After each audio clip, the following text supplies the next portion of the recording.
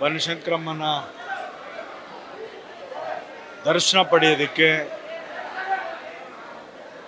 ಭಕ್ತರು ಸಾಗರೋಪದಯಲ್ಲಿ ಬೆಳಗ್ಗೆಯಿಂದ 6 ಗಂಟೆಯಿಂದನೂ ಬಂದು ತಾಯಿ ದರ್ಶನವನ್ನು ಪಡಿತಾ ಇದ್ದಾರೆ. ಇವತ್ತು 4ನೇ ಶುಕ್ರವಾರ,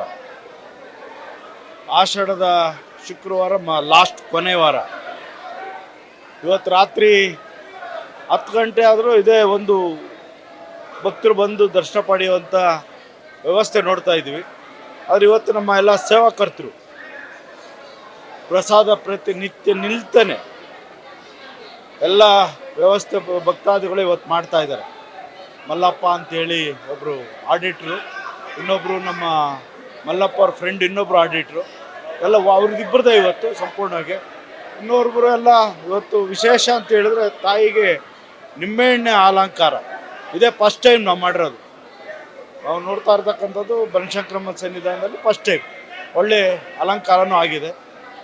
ಭಕ್ತಾದಿಗಳು ಆ ಪ್ರಸಾದ ಸ್ವೀಕರಿಸಬೇಕು ಅಂತಂದು ಕಾತರಾಗಿದ್ದಾರೆ.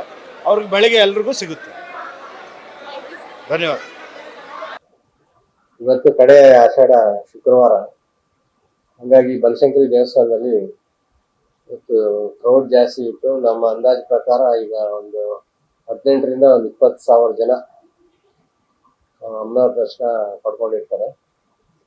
ಈ ದರ್ಶನಕ್ಕೆ ಬರೋ ಅಂತ ಭಕ್ತರಿಗೆ ನಾವು ಬೆಳಗ್ಗೆ 8 ಗಂಟೆಯಿಂದಲೇ ಪ್ರಸಾದ ವ್ಯವಸ್ಥೆ ದಾಸೋಹದಲ್ಲಿ, ಅಂದ್ರೆ ಇವತ್ತು ಸೇವಾಕರ್ತರು, ನಮ್ದಲ್ಲ ಇದು ದೇವಸ್ಥಾನದಿಂದಲ್ಲ, ಇವತ್ತು ಸೇವಾಕರ್ತರು ಈಗ 4 ಏನು ಶುಕ್ರವಾರ ಇತ್ತಲ್ಲ, 4 ಆಷಾಢ ಶುಕ್ರವಾರನೂ ಸೇವಾಕರ್ತರೆ ಮಾಡಿರೋದು ಪ್ರಸಾದದ ವ್ಯವಸ್ಥೆನ.